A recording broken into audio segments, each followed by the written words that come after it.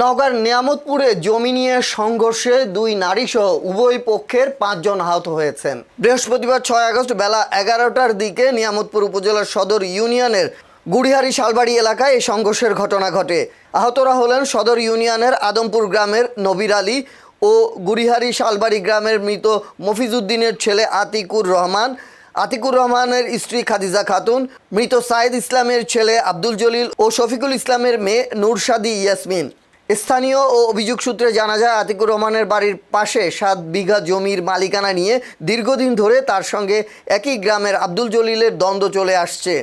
বৃহস্পতিবার বেলা 11টার দিকে আতিকুর রহমানের জমিতে আব্দুল জলিল, রিয়াদ আলী, জয়নাল আবেদিন, নুরশাদি, রেহানা বেগম ও নমির উদ্দিন জোরপূর্বক গাছের চারা রোপণ করছিল।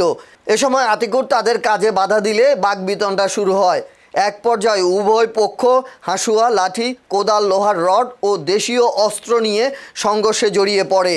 এতে দুই নারীসহ উভয় পক্ষের 5 জন গুরুতর আহত হন। আহতদের নিয়ামতপুর উপজেলা স্বাস্থ্য কমপ্লেক্সে ভর্তি করা হয়েছে। উন্নত চিকিৎসার জন্য আব্দুল জলিল ও নুরশাদি ইয়াসমিনকে রাজশাহী মেডিকেল কলেজ হাসপাতালে নেওয়া হয়েছে।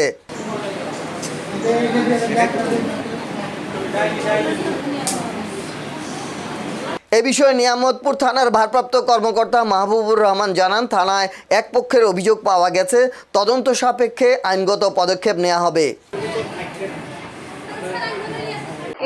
এই 7 জনা মিলে আমার 3 জনকে মারছে।